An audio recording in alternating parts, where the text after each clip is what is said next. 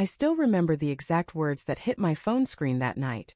I'm keeping the baby, but I'm putting my ex's name on the birth certificate. At first I thought it was some sick joke. My thumb hovered over the message, my mind scrambling for an explanation that didn't make me feel like the biggest fool on earth. But deep down, before I even called her, I already knew something had been off for a long time. Her name's Sarah. We'd been together for almost 3 years. Met at a friend's birthday party. One of those nights where you're not even planning to go, but somehow it becomes the night that changes your life. She was funny, smart, the kind of person who could make a dull room light up just by laughing. We clicked instantly. For the first 2 years it was perfect, or at least I thought it was. We were that couple everyone envied. We'd binge-watch bad reality shows, cook together on weekends, and talk about baby names when we couldn't sleep. She said she wanted to name our first daughter Emma, after her grandmother. I actually started to imagine it, me, her, and little Emma. Then, somewhere around month 24, she started to change. It wasn't sudden like a light switch. It was slow, quiet. First it was her phone always flipped face down. Then came the late nights at work. And the new perfume she said she bought because it felt empowering. I asked her once if everything was okay between us. She smiled, kissed me on the cheek and said, "You worry too much." But her smile didn't reach her eyes anymore. About 2 months later she told me she was pregnant. I swear in that moment I felt something inside me explode, joy, fear, everything at once. I hugged her, lifted her off the ground, spun her around. I thought it was the start of a new chapter. She didn't cry. Didn't even look surprised. She just stood there. That should have been my first red flag. Still, I didn't question it. I went all in, prenatal vitamins, doctor appointments, reading baby books, even repainting the spare room. I was ready. I was excited. And she seemed distant. She barely touched me, barely smiled when I talked about names or strollers. Then came the night everything fell apart.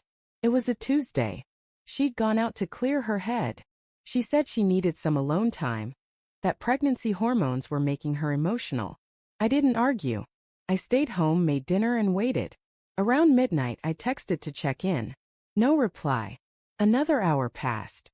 Nothing. When she finally got home, I could smell the alcohol. Her lipstick was smudged, hair messy. I didn't want to assume the worst, I really didn't. I asked, "Were you drinking alone?" She looked me straight in the eye and said, "Yeah." But something about the way she said it, too fast, too defensive, didn't sit right. The next morning she was gone before I woke up. No note, no goodbye. Just her toothbrush missing from the bathroom and her half of the closet cleared out. My stomach dropped. I called. Texted. Nothing. Days passed. I tried reaching her family, but they said she was taking time to figure things out. 2 weeks later that text came in. The one that shattered me. "I'm keeping the baby, but I'm putting my ex's name on the birth certificate." I called her immediately, but she didn't answer. When she finally did, her voice was cold, calm even. "Sarah, what are you talking about? What do you mean your ex's name?" She sighed. "It's not your baby, Luke." I felt the air leave my body. "What? What are you saying?" "It's Jake's," she said, "her ex. The same guy she swore she was over years ago." I remember gripping the phone so tight my knuckles went white. "You told me. You said you hadn't spoken to him since before we met." "I lied," she said quietly. "It happened once, around the time we were fighting. That was it. No apology. No tears. Just it happened once." I didn't even know what to say. I think I just hung up. My mind went blank. I stared at the wall for hours, the words replaying in my head. It wasn't even the betrayal that broke me most.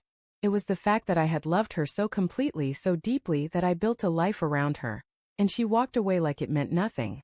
Weeks turned into months. I tried to move on, but I couldn't stop checking her social media. One day I saw it, a post. Her holding a newborn baby. Caption: "Welcome to the world, my little angel." And right there in the comments her ex Jake wrote, "She's perfect. Just like her mom." It was like someone drove a knife straight into my chest. I deleted the app, threw my phone across the room, and cried harder than I ever had in my life. But you know what's funny? Pain changes you. A few months later I started therapy. I focused on work. I went out again, met new people and learned something I'd never known before. Peace. Not the kind that comes from forgetting, but the kind that comes from accepting. One evening about a year after everything, I saw her again. She was at the grocery store, holding a little girl's hand. I froze. The girl had Sarah's eyes. She saw me. Our eyes met. For a moment time stopped. She smiled, a small, almost guilty smile. I nodded. That was it. No words. No anger. Just closure. As I walked away, I realized something. She had made her choice. And in a way I was grateful. Because if she hadn't broken me then, I'd still be living in a lie. That night I drove home, opened a beer and looked out the window. The city lights blurred through my tears, but this time they weren't from pain. They were from freedom. And I remember thinking, sometimes the people who hurt you the most are the ones who accidentally save you.